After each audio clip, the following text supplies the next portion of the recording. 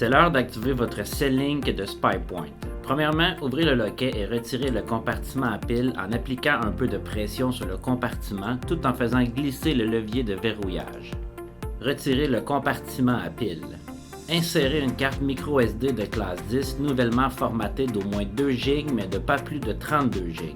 Vous devriez aussi profiter de ce moment pour formater l'adaptateur à câble SD en insérant son extrémité SD dans votre ordinateur, comme pour une carte SD standard, puis en sélectionnant Formater.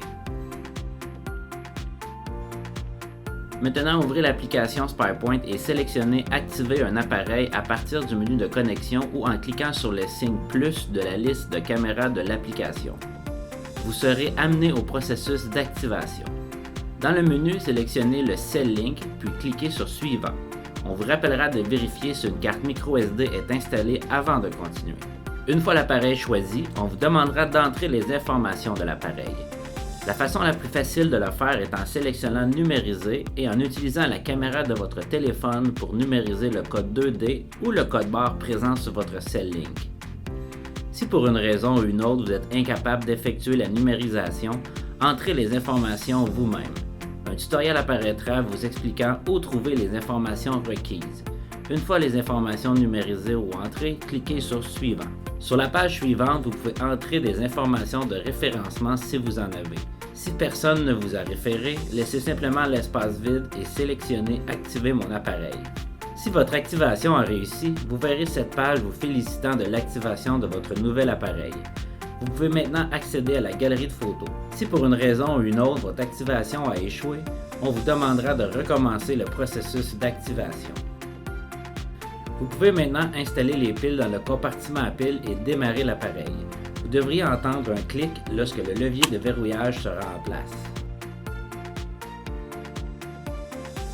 Les 5 lumières d'état, lumière de statut, de différentes couleurs à côté de l'interrupteur on-off vont commencer à clignoter pendant que l'appareil cherche un signal. Une fois le signal trouvé, les lumières de statut vont arrêter de clignoter et les lumières allumées restantes vont rester fixes, indiquant la qualité de votre signal.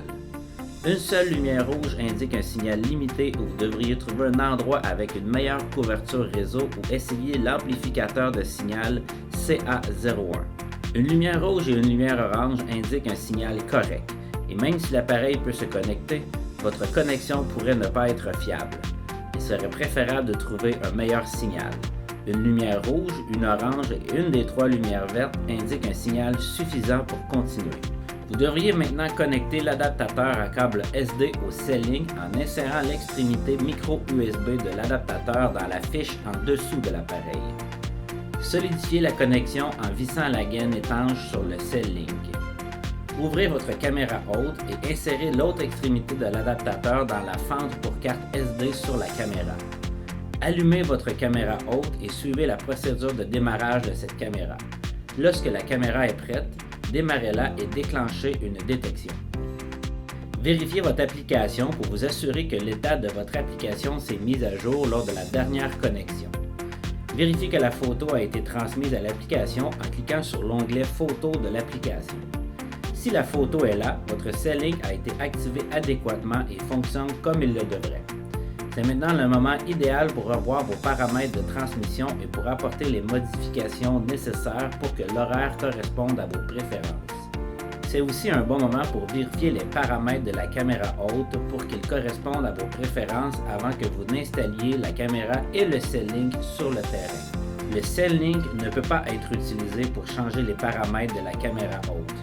Il est donc important que vous vérifiez vos paramètres avant d'utiliser vos appareils. Si la photo n'apparaît pas immédiatement, attendez quelques minutes pour que le nouvel appareil se connecte au serveur SpyPoint.